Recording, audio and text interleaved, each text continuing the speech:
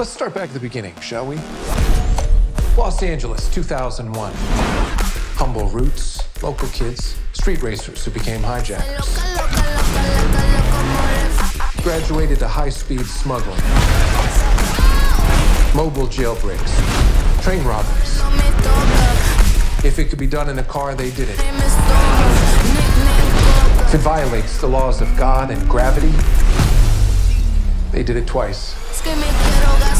But the days where one man behind the wheel of a car can make a difference are over. It's time to prepare for what's coming. You might want to buckle up.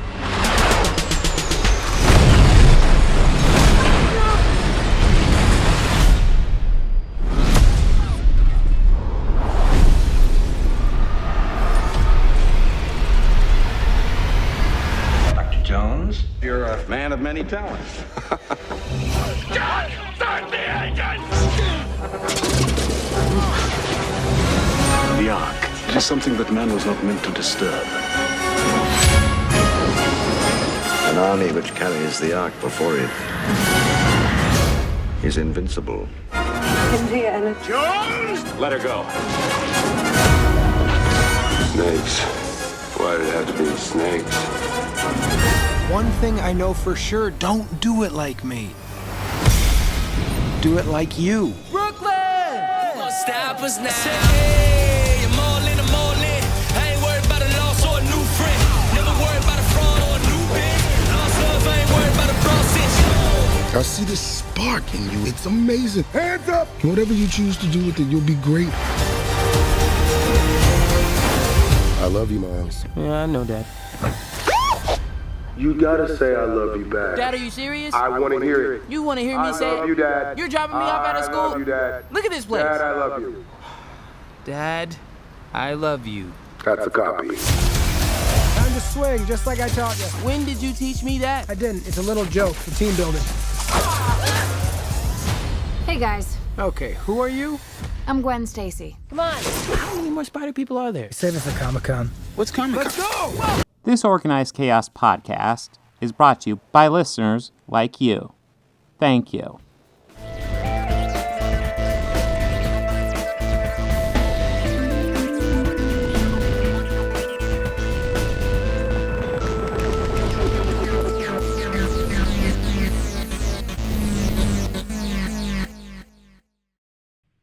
Hello, and welcome to another Organized Chaos podcast. The best podcast in the history of all existence. And do you guys want to know something special? Sure. What? We are officially at episode 100. Awesome. Digits, Is baby. 100. Yes. Oh my. Oh, you gentle listeners. Yes. And, to celebrate the 100th episode, we thought it would be worth it to go ahead and talk about Fast X. And we're talking about because it's the 100th episode, not because it's the newest movie coming out. Yeah. We planned this out. Listen. Yeah. When I started the podcast a while ago, I planned it out. It's like, this is gonna come out, episode 100 will come out with Fast X. It'll all be complete. It'll be perfect. Right? Yeah. Yeah. Sure. No, you guys have seen it. I haven't seen the movie yet. Mm-hmm. But you didn't miss much. You're when it comes to Fast and Furious movies, it's like you're missing a couple of fun, entertaining action scenes. But if you're looking for story, you're fucked. Yeah. I may have only ever seen the first movie. I think Point Break's better. I wish we would have stopped at the first movie. Hey, I will torture Bobby with these. I don't care. Oh God, these are awful. They're entertainingly bad. They're entertaining. No, I respectfully disagree with you, sir. But yeah, we're not just talking about Fast X. We're also going to talk about the entire Fast and Furious franchise. Oh, we're doing no. Retrospective. They're coming with a very special episode. We brought George in to talk about the Fast and Furious franchise because he is our resident expert on the Fast and Furious franchise. You might want to fish for a sponsor for that one, man. Because So you have to bring in the least qualified people to talk about certain things. So Sure, yeah. Because I already have an idea of how for the production of it. What we'll do is we'll just layer every single Fast and the Furious movie on top of each other, and we'll just talk throughout the entire length of the average of all of them. That is what we'll do for our retrospective. So, has anyone looked up to see which Fast and the Furious movie has the shortest runtime? Because wouldn't that be the fastest of the bunch? That would be, in theory. What would be the shortest one? I'm trying to say... Hey, maybe the third. Yeah, I was leaning towards 2 or 3. Because most of them are around... Like, most of the early ones, I want to say, are clocking around an hour 50. And then recently, they've been more like 2:10. Would the longest one be the more of the Furious of the bunch? Well, the longest one is Furious 7, so... Well, I'm pretty sure that's the longest one. I actually don't know how long Fast 10 is. It might be the longest one. Yeah, at times it felt like it, but we aren't at it yet. There were times that I was checking my phone going, Jesus Christ.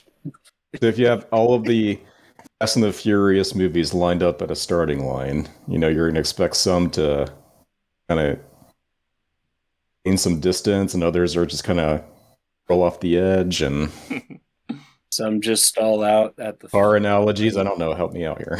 Some just stall out at the starting line. Yeah. You can only. But we're going to talk about more than the Fast and the Fast 10. This is our 100th episode. We should get this rolling on other topics before we dive into it. I guess if time allows, I guess we can talk about Raiders of the Lost Ark and maybe Spider-Man Into the Spider-Verse. I don't know.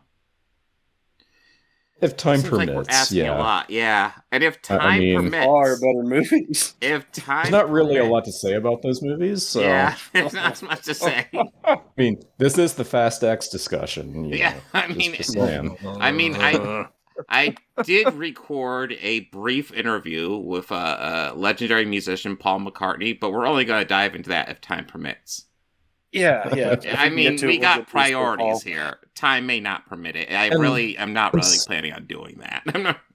I'm so glad that Kanye gave him his big break, too. I know. It was amazing. Kanye, that guy is just such a young whippersnapper just looking for his opportunity, and Kanye gave him a break, and it was just like, good on you, Kanye. Yeah. I guess we didn't really plan this out. What order? Let's just do this kind of random. What do we want to talk about first? Let's get the deep hurting out of the way. Oh, okay. You want to get Fast X out of the way? No, Spider-Verse. Oh, Spider-Verse? Yeah. No, Fast X. Okay, Fast X. George, you're welcome to ask questions during this, and I assure you, the answers don't matter. Well, you guys lead, and I'll think of something. Sure. Listen. There's Jason Momoa. Some stuff happened. Yeah. Jason Momoa is here, and he's plays a wild card son of the bad dude from 5? Yeah, Fast 5. Yeah, 5. I don't. Yeah. From in my opinion, the better one, but yeah. Probably the best actor to be in this series. Play an antagonist. Wait, you talk about the guy who played the father? I don't remember his name, but he pops up a lot. Yeah. He's I'm gonna look it up. Yeah. So, but Jason Momoa's here. He's the son of that guy, and after 10 years, he seeks revenge. Why'd he wait 10 years? Reasons. Yeah, best not to ask questions, guys. He waited 10 years to get revenge on the crew of street racers. And he's going after the crew of street racers, primarily Dominic Toretto. And he's not really going after Luke Hobbs, despite the fact that Luke Hobbs is actually the guy who killed his father. Like, literally killed his father, pretty much execution style in the street. But, let's go after the street racers instead. So, yeah. I'm gonna tell you, there was this cool scene where there's this flaming ball going through the Vatican, I enjoyed that. There's this cool scene where Dom's driving around with 2 flaming helicopters behind him that he's using as that's like wrecking balls on other cars. I enjoyed that. I was laughing. Yeah, no, that's it too. I was laughing too. Yeah, there was a couple there was a couple that was in the theater with me. How the guy in this relationship was very enthusiastic about this movie. I don't know if he thought my laughs were of enjoyment or mockery. They were the latter. But... Well, that's the thing. Like, I would say my laughter was enjoyment, but like those 2 scenes are it for this movie for me. Like, I don't know. Like, I'm like. Oh no, there's one part that I genuinely did enjoy, and it was John Cena's tank vehicle. That I thought that was fucking great. I am really getting. Like, okay, I'm gonna see if they sell that vehicle because I might buy that because that was actually fucking awesome. Well, I mean, spoilers here. John Cena kills himself, but like, he does it in a heroic way to save apparently. Them. But like at this point, I don't even believe anybody's gonna die because nobody's dying ever in these movies ever. Oh, yeah. In these movies, yes, nobody is really dying. Yeah. Well, I mean, because that's the thing. The character of Brian is still around. Technically, he's just retired. Yeah.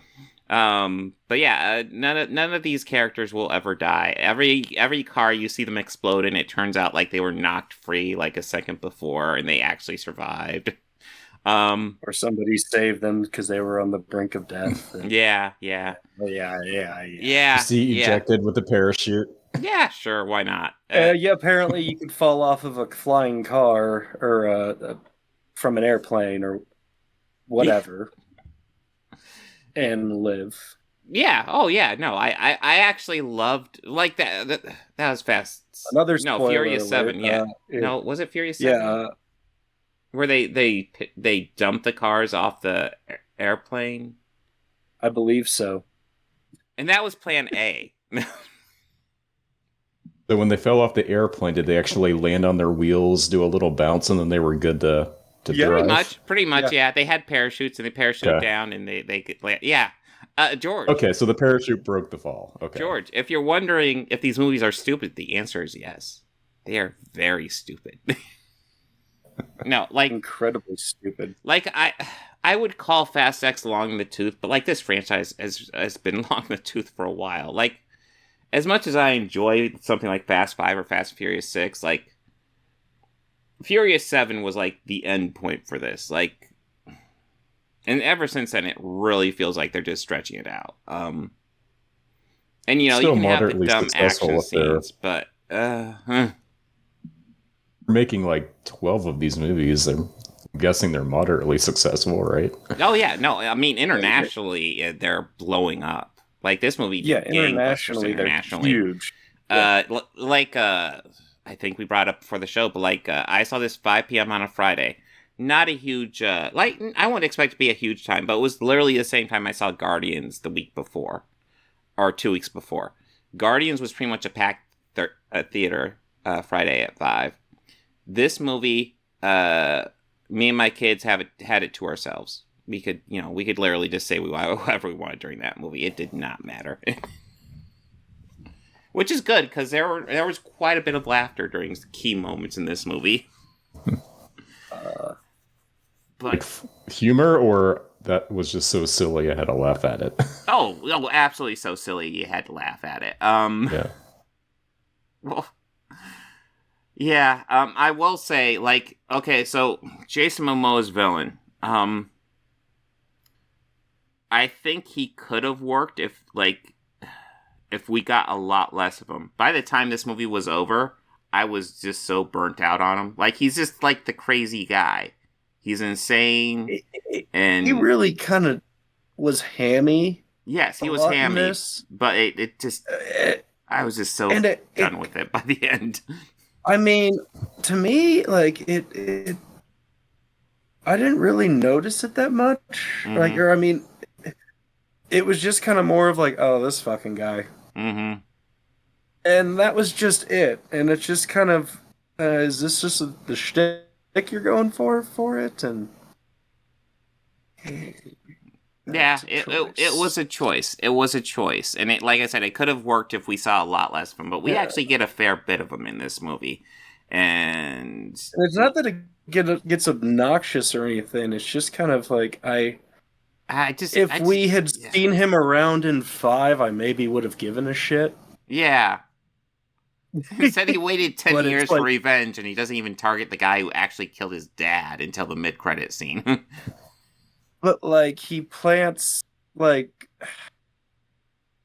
Yeah, and then they just show all this footage with him there, and it's like, I don't remember that. Mm-hmm. That did not happen like that. No, it didn't.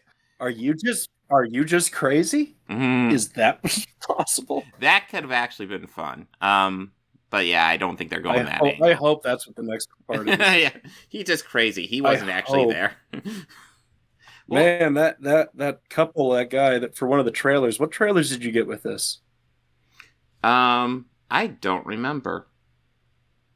Did you get one for the new Mission Impossible? Yes. You saw that trailer? Yes. That scene where he's riding up on the motorcycle and like stops right near the edge. That guy in front of me. Oh, he cheered. Yeah. Yeah, I tried not to laugh. Okay. Yeah, he's pumped for that one. Sure. I looked at it and I was like, oh, is it more of just Tom Cruise saying, hey, look, I'm doing my own stunts. Yeah. And you can clearly see that it's me doing my own, that I'm not faking it. And it's like, oh, okay. Yeah. We get it. Good for you. It's cool. Yeah, good for you, dude. So I don't care. The big thing Jason Momoa does throughout this movie, and apparently he has unlimited resources, but like he gets people to work for him by like kidnapping their families and like holding them hostage, and like he's like, if I say give the order, they'll die. So like, how does he get the people who hold the families hostage? Does he get people to hold their families hostage and then get people to hold those guys' families? Like, how far does this human centipede go? Bob, yeah? Hey, Bob, it doesn't matter. It's true, it doesn't matter. But these are things I ponder. When you're going to go this far out with your villain, like, how preposterous does this go? Does this go 100 layers deep? At what point do you hit somebody who's just loyal to him? And who would be loyal to him? He's fucking crazy. I don't know, man. Yeah, no, as you might be able to tell, this is, as somebody who is warm to this franchise, this one did not thrill me. This is, I had apparently missed, because with the opening shot, it showed Dom's kid, and apparently some shit had happened since the last one I had seen. But I knew that the film would fill me in on what happened, and it did. So I guess he and that federal agent lady had a kid. Yes. Yeah. Okay. That Dom didn't know about until the 8th one. Then. Okay. And so someone killed her. Yes. Charlize Theron killed her. Yes. Yeah. And she was the bad guy, apparently, in one of these. 8, yes. And 8, okay, yeah. And so I guess from that and the events of 8 and 9, I am completely happily in the dark about. I don't really think it matters. Well, the most important thing about 9 that they didn't reference was 9 was the one where they went into space. I think it's very important they reference that as much as possible. They did reference the space thing, but and it I'm needs to be happy a we key didn't get plot to that point. It needs to be a key plot point. I want to thank you for not subjecting me to the Fast and the Furious in space. Dude, we need more Fast and Furious in space. That's where this franchise needs to end. Intergalactic illegal street races. We do not.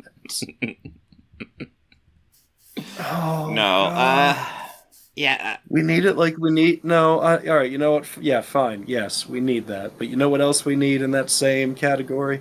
We need another Santa Claus Conquers the Martians. That's what we need. Sure.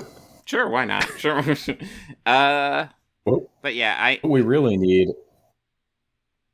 Go ahead, Bob. Oh, I was just going to say, like, at this point, I just kind of want this, like, as someone who's kind of enjoys some of these movies, I kind of just want this franchise to end at this point. I'm burnt out. I'm done. Yeah. I express the same sentiment in regards to the Fast and the Furious. There are entertaining moments in this one. Would I recommend it? No. It just. Well, is there room for like a crossover movie? Like, you know how they did Freddy versus Jason? If they did like Fast versus Transformers. They need to do that for 11. They need to do that for 11. Well, no, we talked about them and the remaining Ocean's 11 crew from both movies. Like the whole female cast and the male cast are going to just all get together and do a big 3-pronged attack movie. That is the crossover. Well, it's okay. When the movies are done, they'll do a TV series reboot. Oh, God. Yeah, and it would be fun. Yeah. It'll just be the same, like transition scene of just. Yeah. For reboots nowadays, you only need to wait about 2 or 3 years, and then it's time for a reboot. They need to do the dark, gritty reboot where they treat everything seriously. Well, I mean, it really worked for Batman. Sure. Because as we all I'm know, not talking the Nolan movie. I'm talking about the newest one. True. Well, I mean, Fast and Furious has a deep and dark lore that is just as intriguing as the Batman lore. Absolutely. And a timeline more complex than a Marvel book. Sure. Well, listen, that's one thing I will give this franchise. Movie title consistency. It is clear they thought way ahead that there'd be multiple chapters, and they gave consistent titles to all these movies, and they didn't just clearly jump around randomly to different titles to whoever they felt worked at that time. Yeah, rest assured, you will see the words Fast and or Furious along with a number for all films in the future.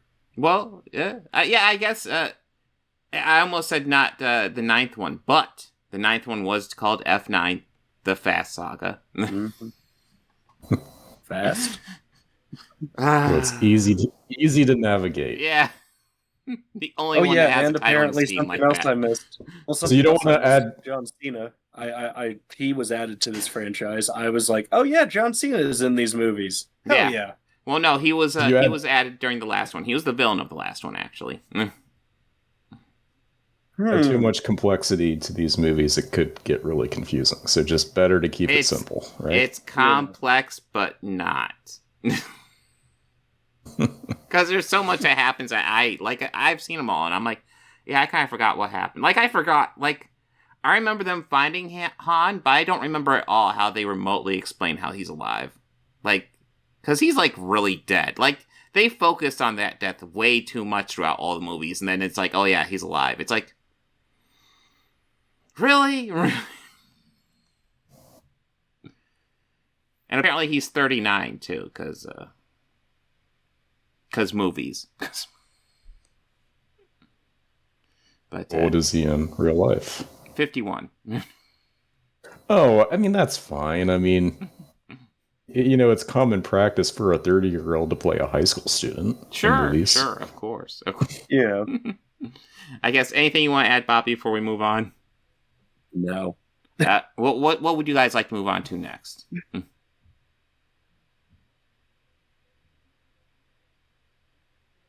I picked this one, so George, what would you like to move on to?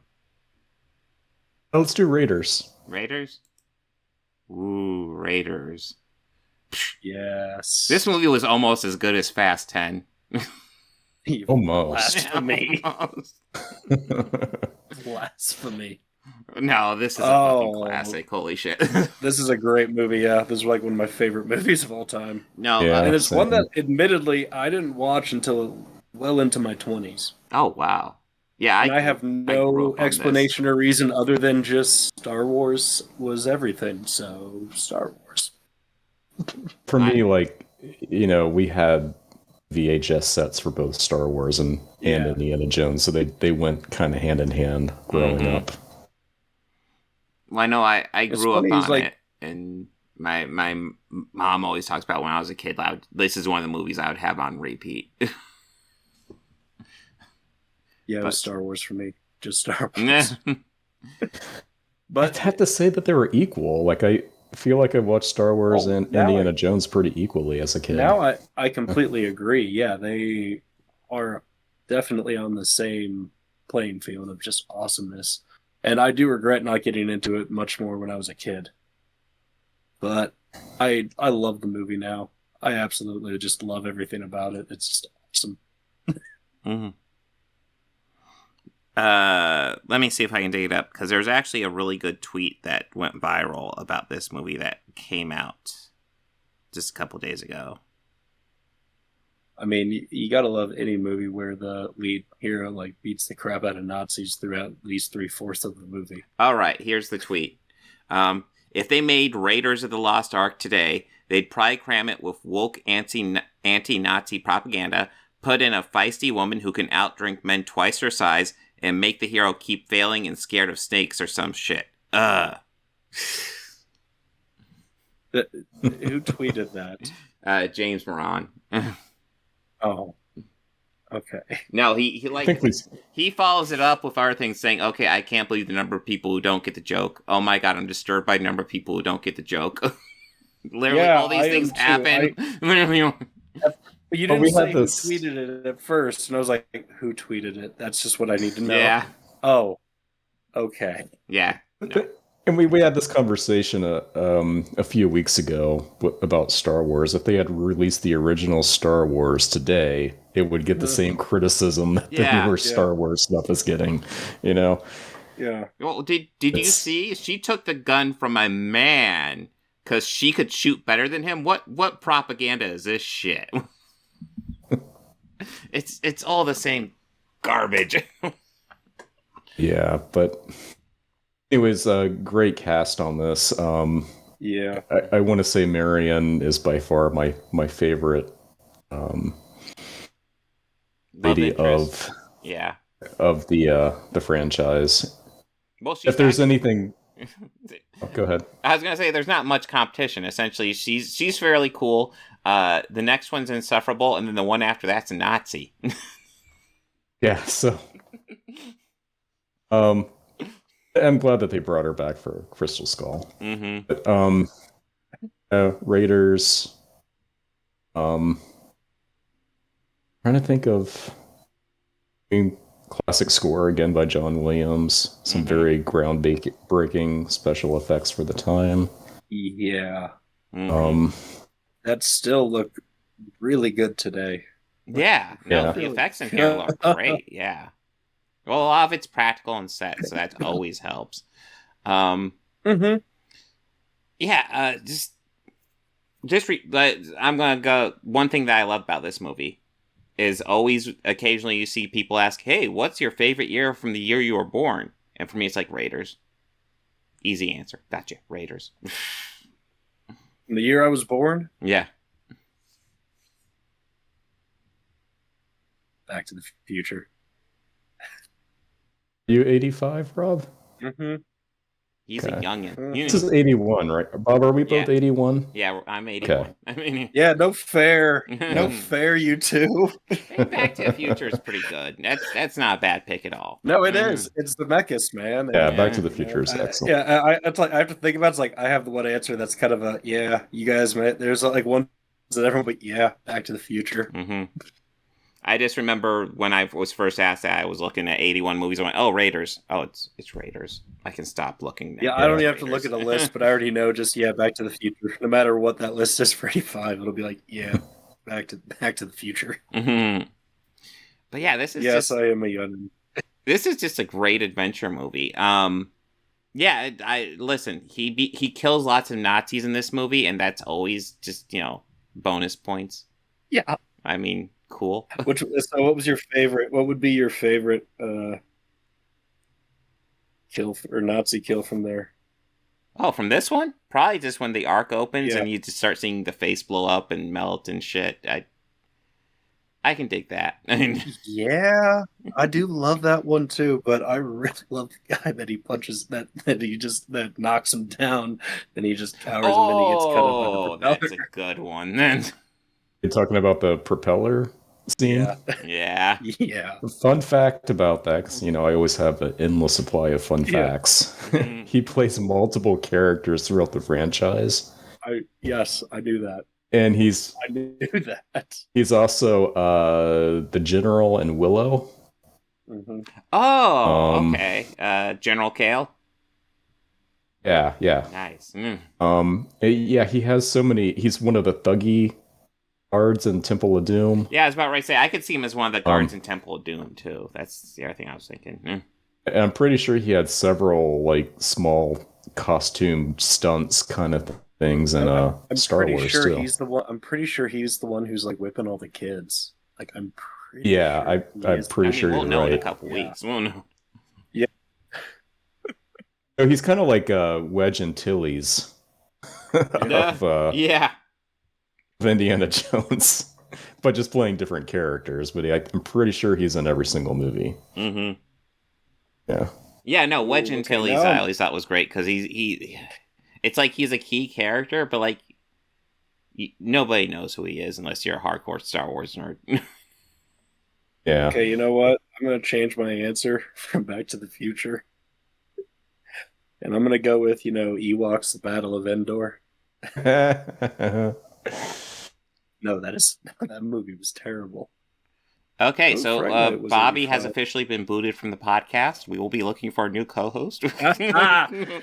No. Oh, God, I don't know. Looking at all these, there are a lot of good ones from 85. Spies Like Us was good. Clue. Those are good, but they're not Back to the Future good. Clue, God damn it, Tim Curry's amazing. It was very quotable, but it's not Back to the Future. No. Fletch, St. Elmo's Fire, Reanimator. I do not like St. Elmo's Fire at all.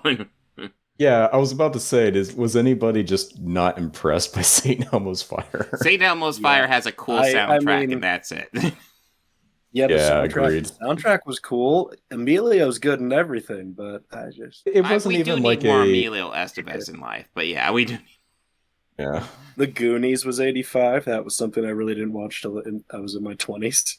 I would definitely give that to Back to the Future, but Goonies is pretty iconic too. Yeah. But, Legend. I've never seen that. You've not you seen need to watch Legend? Teen Wolf. No, I have not. Okay, Legend is absolutely worth checking out. It's not gonna surpass Back to the Future, but just Tim Curry. I doubt it. Tim Curry is the devil after that movie. I've seen all the clips of him as the devil. I've seen that. Mm-hmm. Ooh, Wizards of the Lost Kingdom was 85. We've gone off track. Awful. Listen, we're talking about Raiders of the Lost Ark. Sorry. Which is sorry. Just an iconic action movie from George Lucas, Steven Spielberg, and Harrison Ford. Only one of them was coming in the new movie, but we got James Mangold coming in, so yeah. Yeah, no George Lucas or Steven Spielberg on this. Yeah, Steven Spielberg was working on it, but then I don't know what happened. Not even executive producing or anything. Mm. Well, I haven't looked it up. Well, I only imagine. Seen one. I don't know about Lucas, but I know Steven Spielberg worked in early pre-production on it. Is this the final John Williams movie? Are you talking about the new Indiana Jones? I thought I had heard that this might be his last score. I actually didn't think he was doing it because last I heard Rise of Skywalker was going to be his last. But let me see. Okay. Because he might have said, fuck it, I'll do Indiana Jones one more time.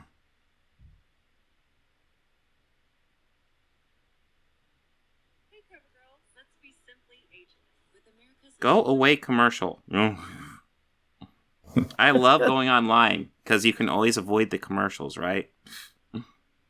Yeah. Let's see. Oh my god. Invasion USA. We were looking that up. What's the... I can never remember the character's name that he burns the medallion image into his hand. Oh, What's I can never remember, name? but it's the creepy Nazi guy, the super creepy one. Yeah. We spotted him in another movie. He's in Red Sonja. Oh. I haven't seen Red It's Sonja like in a while. He plays the assistant of the queen. Oh. Yeah, the name is bugging me. Let me look that up real quick. I forgot. He actually did come back out of retirement to write an Obi-Wan theme for the new Obi-Wan Kenobi TV series. But no, I do not think he did the score for Dial of Destiny. Okay. Let me double check. The character's name is Tot, or Tot. I mean, I know Belloc.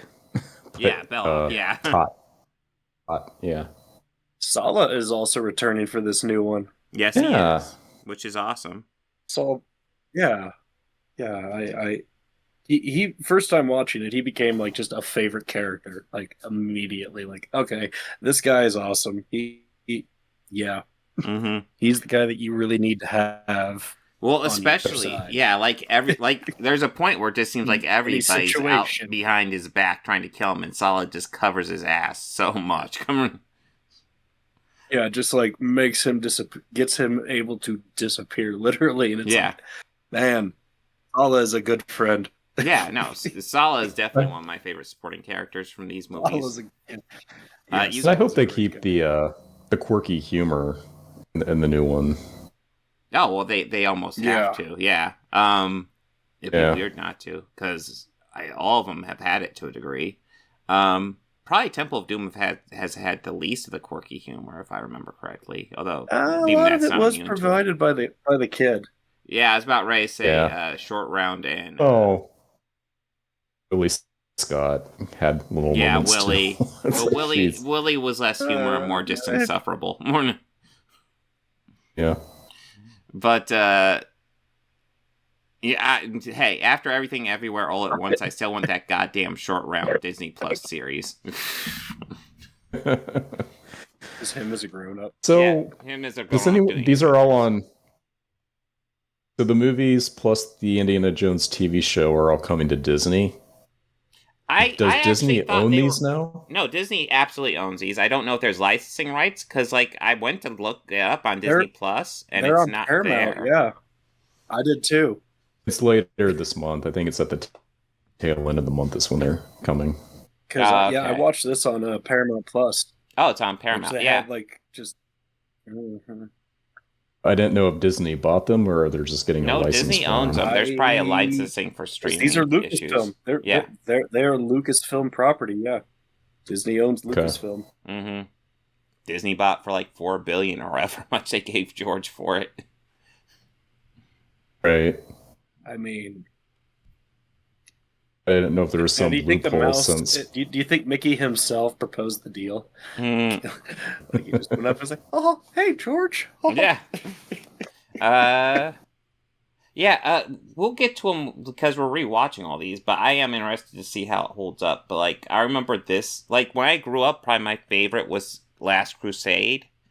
But then as I got older, it probably landed a bit more on this. So I am interested to see rewatching what my thoughts will be on which one is my favorite. We watch these twice a year. Yeah, it depends on my mood. I'd either say agree with you, Last Crusade or Raiders. Yeah, no, it's really they're so close. Yeah. Now, I mean, I can tell you this: I like Temple of Doom more than Crystal Skull. I do too. I enjoy Temple of Doom a lot. Well, it's weird. When I came from the theater, even with an insufferable co-star. We will get to it, but I remember coming from the theater and still liking Crystal Skull, and then a couple years rewatching it. A couple years ago, I think when I got the Blu-rays, I rewatched it and went, "Oh, this has aged terribly." I remember I walked out. Me and my friend were walking out of the theater. There's me just very loud. Well, that sucked. Yeah, I enjoyed the movie. It's just my least favorite. Yeah. Of the movies. Yeah. Well, we'll get to it. Maybe I will like it again. Yeah, we'll get to that later. But I don't have high hopes. I do think I'm probably going to like Temple of Doom better. And hell, I'm probably going to like Short Round more now after seeing the actor doing more stuff, because goddamn it, he's awesome. Yeah. But now, I this definitely set the bar for the series to continue. Now, I think it's interesting that they kind of went a different route with the second one and didn't just kind of make a carbon copy of the first one. Mm-hmm. A little bit what they did in the third one, but yeah, we'll get to it when we get to it. They did, they brought back to the formula though. But with this one though, I think the thing that I love the most about this is just how it is just a big epic journey the whole time. Oh yeah, like they're traveling globetrot, and you see it, and you don't see this in movies anymore, where you see them in a plane and you just see it dissolve with a map, and then a little plane icon traveling to where they're going. It's something so short and simple, but you don't see it in movies, and it's something that I miss, and especially movies like this where it is just kind of like a big journey almost. Yeah. Well, it's also a really creative way to do just simple globetrotting, essentially, that visualization of the map. And the line on the map. It's and a it's really effective. easy way just to move the story along. And it feels like so a serialized story, immediately, and it's the first one. Yeah, and it just feels like now what they do. Now they would fit an unnecessary bit of dialogue in there just to get more screen time for each of the leads that are and it's terrible and I hate it. But just they. I'm gonna sound like an old timer, but they don't They don't make movies like these anymore. They don't. And it's true. Well, we'll see how the new one turns out. We'll see how the new one is. Yeah. I hope it's gonna be back to the old formula and less communist. Well, I mean, we will just have to see because they played it safe with 3, and then they play it safe with 4, and then. It's logically they need to play it safe again, but I don't want them to play it safe. I want them to just do something wild and have some fun for the final one. I don't want them. The only thing I have read or things I've seen, which I'm kind of breaking my old rule of just avoiding it, but I'm curious. It haven't been from the sources should tell you what it is of the things that have popped up that I've seen. I saw one that from the giant robots saying about how de-aging is bad and quit doing it and blah blah blah blah. All depends how well it's done. Oh, no. Yeah, and the only thing was just no new footage, just that reports are coming from Canton. Okay, you don't know what you're talking about. Other one, same thing. Reports from Canton's going. Okay, you weren't there. You don't know what you're talking about. Then I read something that was from a reporter who was there, and they didn't reveal anything about the movie other than just at the end of it there was a standing ovation for Ford. Hey, I mean he's earned it, and I know he's a legend. Yeah, he has. He is. He's brought some characters to life. I have expectations. Yeah, I mean. No, it's not going to be better than Raiders nor Last Crusade, but if it's on par or better than the other two, then it's totally fine. It's a win, yeah. Yeah. Well, and it's like the de-aging. Listen, I've seen bad de-aging and good de-aging. There's that Martin Scorsese movie from a few years ago. They spent so much money on the de-aging, and the actual de-aging looked great. The only thing that slowed it down was that they still kind of moved like old men, even though they were supposed to be in their 30s. But the actual de-aging looked great. Yeah. So the de-aging, and from what I understand, is the theatrical viewings of it. It didn't look good on the big screen. Oh, really? Now you watch it on your laptop or your television. Yeah, I watch it on my television. Looks just fine. Yeah, it looked pretty damn good on my television. Yeah, just fine. Yeah. It looked great on my laptop. Great. I was like, wow. I mean, I could tell, but Robert De Niro's eyes aren't that blue. And I think Marvel's actually done a really good job with the de-aging when they've done it, for the most part. Yeah, that one Michael Douglas scene in Endgame looked a little rough, but so there was another actor crossover here. I was just looking at IMDb. One of the Nazis, his name is Gobbler. I recognize him from the pictures, but I would never remember the name. But he was in another Lucasfilm production for Young Sherlock Holmes. Played the bad guy. Oh, hey. No, seen that, Bob. Yeah, I you brought it over to the apartment one time. That's the only time I've ever seen it, so it's been a while. It's a good movie. I remember there were some effects and creative effects in it, like stuff that probably doesn't age great, but like at the time, it's like, this is creative. Well done. Yeah. Chris Columbus directed it, and Spielberg produced it. Mm-hmm. That was another movie that we had on VHS and growing up, so watched it endless. But yeah, I didn't know that there was actor crossover there. That's kind of cool. Well, I mean, we haven't talked a whole lot about Raiders, and I think it's for the most part because we've all seen it. We all know the story. It's an iconic story. If for some reason you're one of 5 people who haven't seen Raiders of the Lost Ark, watch fucking Raiders of the Lost Ark. It's okay. Do it. I was one of those people. Yeah. I was one of those people too. Do it. But okay, I guess we should talk a little bit about just like why. We talked why we love it. Let's just talk a bit about the plot of it. All right, Henry Jones is a college professor / archaeologist / badass. He goes and recovers rare artifacts because he feels they belong in a museum and they need to be preserved. He gets quested by the U.S. government, and somehow he trusts them enough to go along this mission to go look for the Ark of the Covenant, which the Ark of the Covenant is a chest that holds the tablets that the 10 Commandments were on that were given to Moses. Mm-hmm. Yes. But also, the Nazis are looking for it, too. Yeah. So he has to fight Nazis and another evil rival archaeologist, Belloc, who is a great actor. Yeah. Essentially, he's not Nazi, but he's hireable. He's fighting Nazis. Yeah. Which essentially he's makes a him sympathizer. Yeah. He's a collaborator. He's a French he's a French sympathizer. Yeah. I believe would have been the term at the time. Nah, he's a collaborator. Fuck them. He got what he got what he had. Yeah, coming. he got just as good as the Nazis did. So I can't really. he spent a little bit more time in the fuck around category. Yeah, but it was an equivalent to the find out. Yeah, so, he found out. Yeah. They all fucked around. Mm-hmm. I guess probably the best example of that equation. A little detail about this that I always appreciated. There's a couple things. There's one thing I noticed on this rewatch. Like, obviously, there's this scene where she's out drinking the guy, and obviously it's meant to show off that she has a high alcohol tolerance.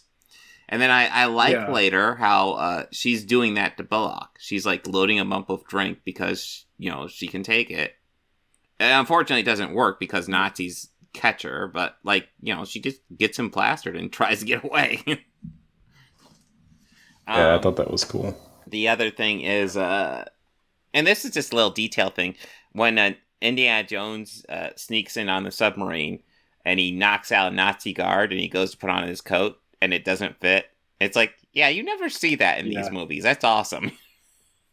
The guard's like, hey, why aren't you wearing your coat? And it's like, don't why does your coat not fit? And he's just, boom. Yeah. Well, and that's the quirky humor, that I'm talking about. Did you notice he looked him up and down before? Yeah. So he does yours fit? Yours might fit. I never caught that, but he totally just like, we're the same. There's also a part at the beginning that I find hilarious, like when he escapes from the temple with the golden idol. Yeah.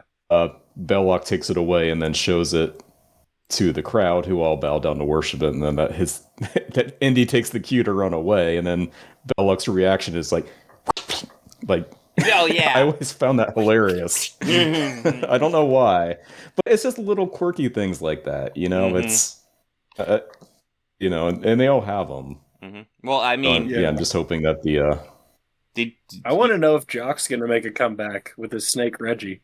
Yeah, I know. I mean, my guy had the time to start fishing. It's the only time you see him. Yeah, like he felt like he was going to be a supporting character, but that's it. Like he flies him away on the plane, and it's done. Probably because Indy will never work with him again because of the snake. Probably. Yeah. And he knows a lot of probably people, it, a lot of connections, so we can let Yeah, it he slide. does have quite the connections. I guess a little bit of trivia to point out is we get a very early appearance from Dr. Octopus in this movie. One of the guys at the beginning. Yeah. Probably the guy most prominent at the beginning. But yeah, he dies. He probably says one of the most iconic quotes from this movie, you know? It's like, toss in the whip and I'll throw you the idol. Mm-hmm. Yeah. Adios. Adios, senor. Yeah. No, yeah, this is, like I said, this is a classic movie. Did you look up, like, what was the name of the guy who's not Bullock, the other main bad guy, George? Is it like Tolar or something? Tot. I know when I was a kid, I always thought that was the creepiest motherfucker in the world. He just has a creepy look and just his he pulls off creepy very very so well. Fucking slimy. Yeah. It's like it I think it'd be hard for me to watch him in anything else. I know that if you just pop up, I go, "You Nazi son of a bitch." True, because he is. No, he's not. I'm sure the actor's a great guy, but the character is a piece of shit. Let's see. Anything you guys want to add? Go ahead. I was gonna say, I think out of all these movies where the bad guys get their comeuppance, this is the best one. Like, oh yeah, yeah, and still those special effects. I mean, some of them look a little hokey now, but. I mean, for the time when this came out, it is just so cool. And even the scene where he's in the tomb trying to find the location of the big spear. All that is still just so cool. Yeah. I have high hopes. Crystal Skull didn't really have any, like, gore or, like, really freaky scare. No. Thing. Just thinking about it just now, it's like that one was very safe in the gore department. Wait, I might be thinking of a different movie, but was there a hippopotamus attack in that? Or am I thinking? No. I think you're thinking of a different movie. I am thinking of Congo. Which is weird that I remember that. That's because I read the book and I remember the hippopotamus attack in the book. I haven't seen Congo since it came out. Whenever I see Tim that Curry meme, and Bruce says, Campbell. I always judge people off of what movie they know Tim Curry from. My answer always Congo. Wait, it was Tim Curry and Bruce Campbell in that movie? Bruce Campbell is in that movie with Tim Curry. I have seen a tweet from Bruce Campbell where he talked about his favorite Tim Curry story, or like one of his favorite stories of working was on Congo. You're right. Yeah, it was on Congo. And he's like, so there I was, sitting on top of a volcano, drinking champagne with Tim Curry. him telling me a story about how great it was that Rocky Horror saved so many small independent theaters across the U.S.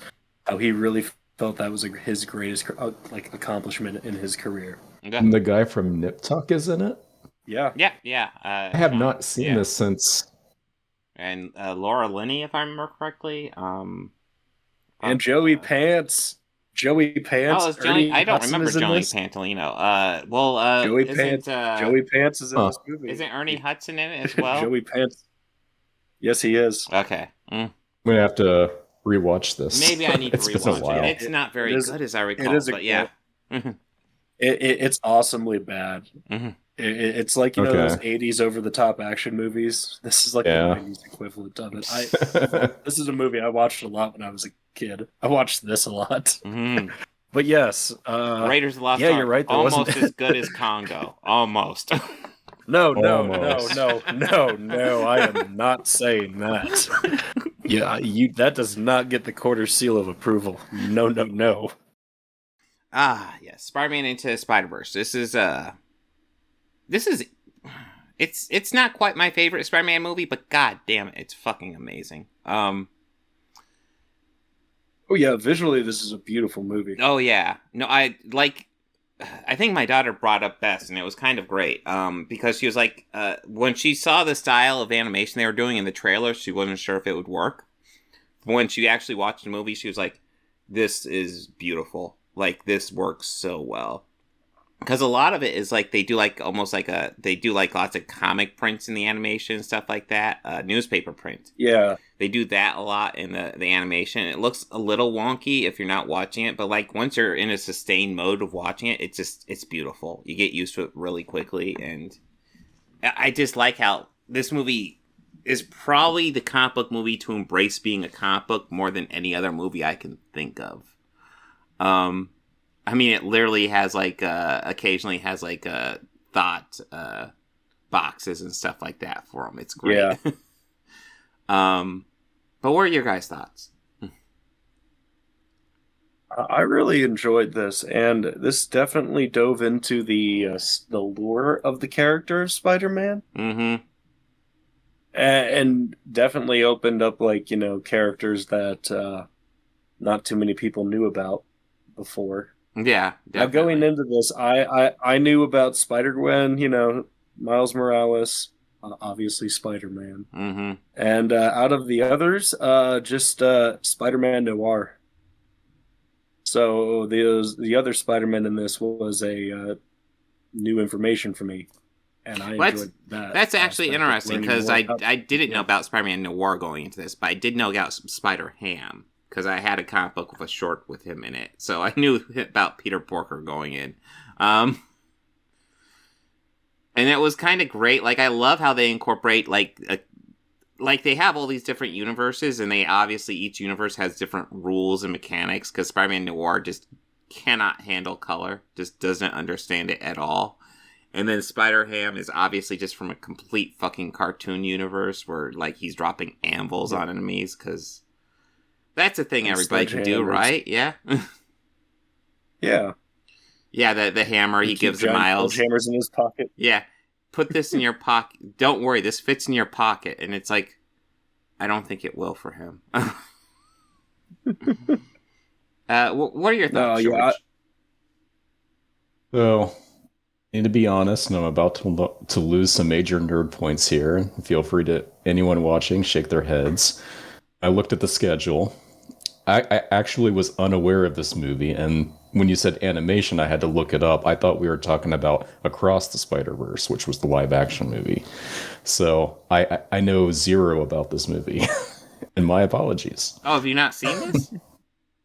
I have not seen this movie. Oh, well... No. I have seen Across the Spider-Verse. I'm not sure how Across the Spider-Verse isn't out yet. What did you watch, George? That's a good question. What did you watch? Again, losing nerd points here. I thought this was the was it No Way Home that had the multiple Spider-Mans in the movie? Yeah. Oh, No Way Home did, okay. Yes. Okay. That's where I thought I was, and that's about how much I can keep up with movies these days, apparently. I know. I suck. No, this is... Just leave a comment below. Yeah, no, this is a really good... this is one of the best Spider-Man movie. This is really close between this and Spider-Man 2 for me. So, George, watch Into the Spider-Verse when you get a chance. It's fucking great. And as much as I like No Way Home, this is better. This really? Yeah. Okay. Oh, yeah, absolutely. And I think No Way Home is kind of great as almost like a fan service movie. I think they like everybody, like, once they essentially, because they did Into the Spider-Verse, everybody wanted them to do a Spider-Man movie with all the three Spider-Men coming together from the live action movies, and that's what they did with No Way Home. And frankly, they did a great job with it. But like, this was the movie that kind of set that up and got people excited for that. Because it was just a whole bunch of... Well, this movie has 6 Spider-Men coming together. Well, I guess 2 Spider-Women coming together to team up. But it also doubles as a Miles Morales origin story. And I think it's kind of amazing how it handles both, like, amazingly well. And it even juggles in the origins for a lot of the other characters. Like, Spider-Gwen gets probably the most origin of the other ones. But, like, you get a little bit from Noir and stuff. Yeah, you get little bits from... You get a lot from... Yeah. Yeah. You get... I'd say, like... Oh, sorry, go ahead. No, I was just going to say, yeah, you get a lot for Peter B. Parker, and then you even get a decent bit for the Peter Parker in Miles Morales' universe. Yeah. They do a really good job, honestly, with all the Spider-Man in this movie, even though there's quite a few. They juggle them quite well. I think primarily because the focus is always on Miles, because it's Miles' story. But yeah, this is just a fucking fantastic movie, and it's beautiful to look at. It's definitely worth watching, George. And that's your assignment for next week. You have to watch Into Spider-Verse. Is it streaming anywhere? I do not know, but I can arrange for you to watch it as well. But let me see. Okay. I know Disney Plus was trying to get all the Spider-Man movies on it. I don't know if they got this one though. I have to point out this on them. Look at the wrist. Oh, yeah. Oh. It's the wrist. I did not notice that until I opened it. I was like, wait, is that in? And I have to pull out my copy of Dogma and watch it. Mm-hmm. Yeah, we watched that recently too. Yeah. It's not like they're a on year the ago. statue in the movie. That's awesome. I was like, oh, I never noticed that. I've probably seen this movie countless times, and I never noticed that before.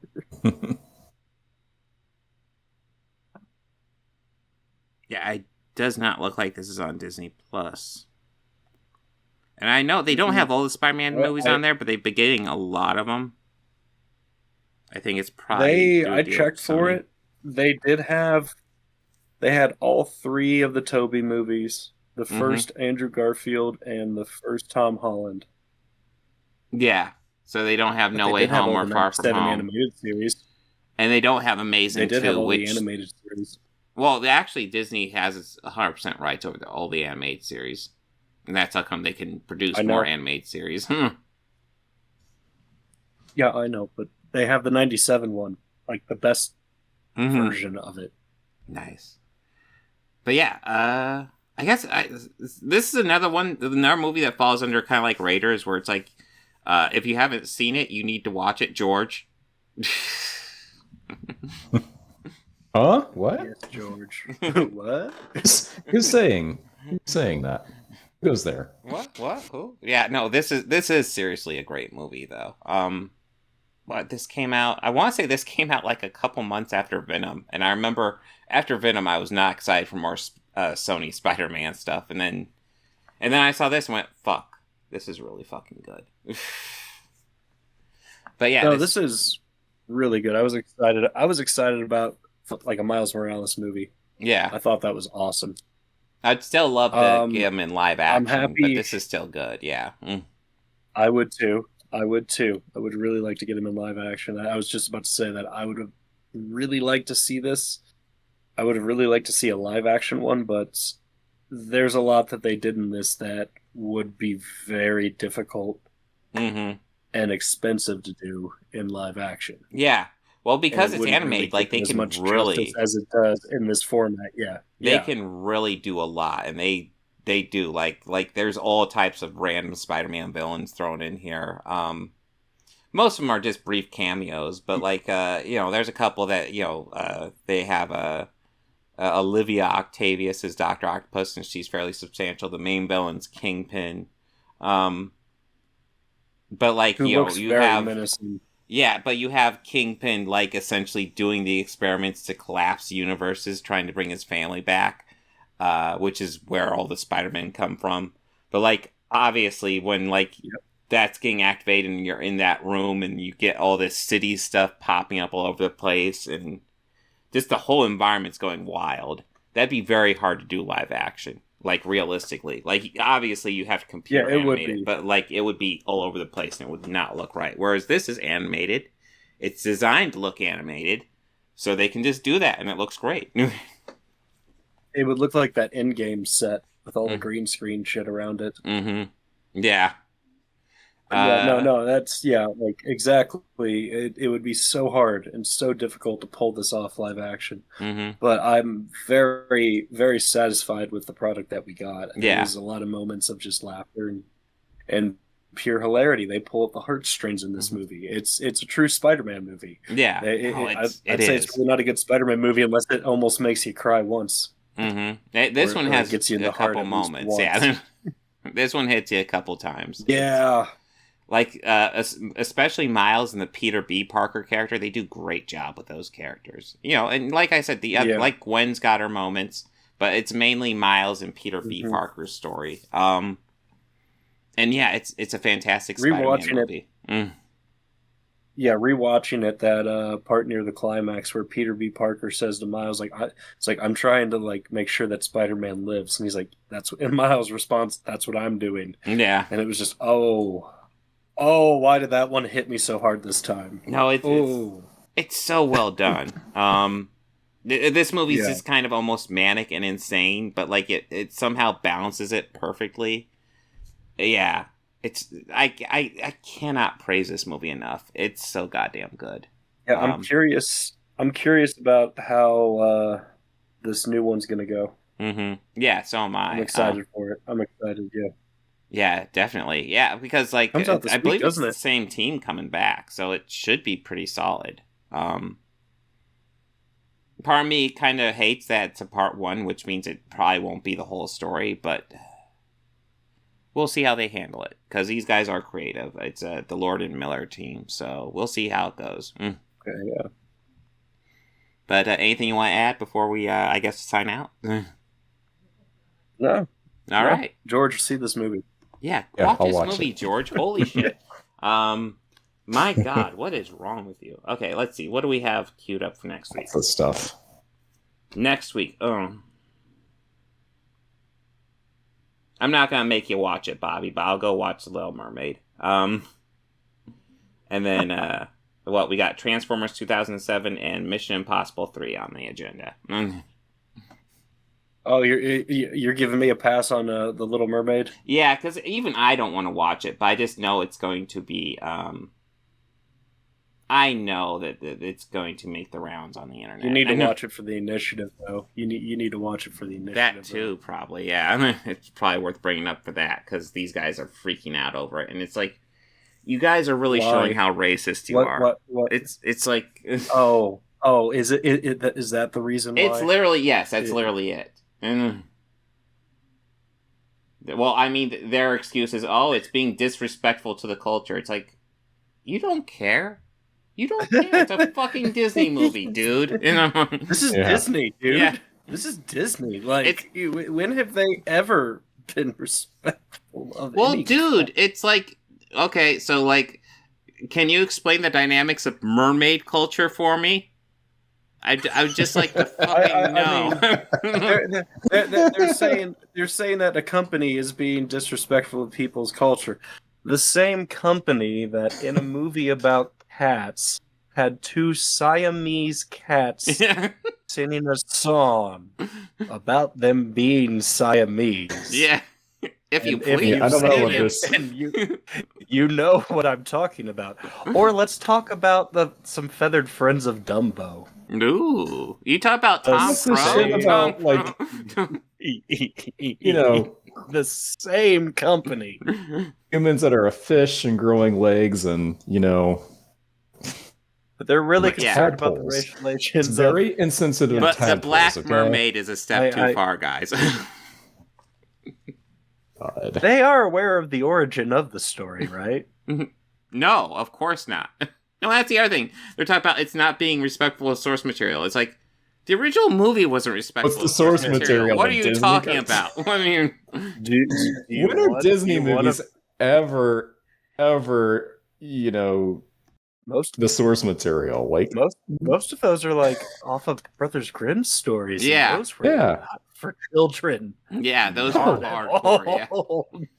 Yeah. So, like I said, Bobby, it's gonna be up to you. I will cover it just so I can talk about it and from a point. But I mean, I'd rather not.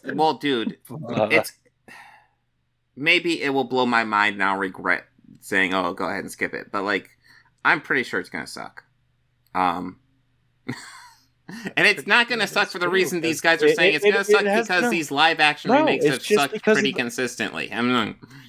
The track record for the live actions is kind of why I've been hesitant about getting my score and my ticket for it yet, because it has nothing to do with the chudness. It's their live action track record is not good. No, it's kind of bad. Not good. I enjoy Jungle Book, and I've watched that's about it. Yeah. That one was okay, and Yeah. the thing I enjoyed the most about the Jungle Book was Christopher Walken. Well, that's the thing. Well, you know what I enjoyed about Jungle Book is that they gave like almost a unified narrative to the whole thing, and they weren't like rigidly following exactly what happened in the movie, which is what a lot of these fucking do. But again, that's also another story that is, quite different than the version that we're all used to. Yes. I think the one that's a little bit more of a faithful adaptation is their early live action attempt that they made in the 90s. What? Which one are you talking about? The Jungle Book, the one where none of the animals they did saying do that. they were Yeah, animals. Yeah, I forgot. They've done a couple of live action Jungle Books. Probably the newer one is the least live action because that's a lot of computer animated, but it's well computer animated. I'll give it that. Yeah, but yeah, you know what? I'm happy that they haven't tried to remake yet. What? Three Musketeers. Well, that's a right live action. Yeah, that's a great movie. Yeah, I haven't seen it in a long time. Never Tim Curry one because Tim Curry's awesome. Yeah, it's another Tim Curry movie. Yeah, and Charlie Sheen is in it, and Tim Curry comes up a lot during this episode, and we haven't even covered a movie that he's in. But he is that great. He has come up that much. No, why not honor him on our 100th episode? Yes, so we have to honor him because Tim Curry's fucking. Holy crap, we got to 100. I kind of feel like we should wish we would have planned a giveaway or something, or I don't know. Let's. We talked about Fast X. What's the worst the movie? The whole plan was to talk about Fast X on the 100th episode. Fuck that. Fuck that. Yeah. Bullshit. I still have to say one of the worst movies that we have had to watch for this in 100 episodes is still the 2000s Dungeons and Dragons movie. That one is still one of the worst movies ever. That was bad. It's a little rough. Bad. Dude, like the next I think the next week we watched Super Mario Brothers movie and I was like, this is better. And it's not even close. Yes, it is.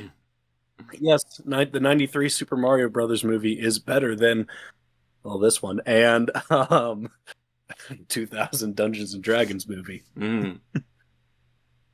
Yeah. Because I also didn't like the Super Mario Brothers movie this year. I prefer the this year's Mario to 93, but like it wasn't good. Yeah, it wasn't great. I was actually surprised how much the new one borrowed from the old one, at least in the beginning, especially. It's like oh my god, it's kind of the same story. I appreciated that. I appreciated that element to it. Actually, I was like, oh, good. They're not completely disregarding it. That's good. But next week should be fun, and then George, you'll be back in 2 weeks when we cover Temple of Doom. Yes. And then maybe by then you'll watch Into the Spider-Verse because that week we're also talking about Across the Spider-Verse Part 1. It's a possibility. Get yourself caught up. Yeah. Because it's great. But yeah, everyone. Have a good one. Take care. So, see you guys. Both my hands are in frame. Fuck. Well, I need to jump off here. Actually, try to eat something. You're killing the joke. You're killing the joke. Okay, fine. We've moved. We've moved.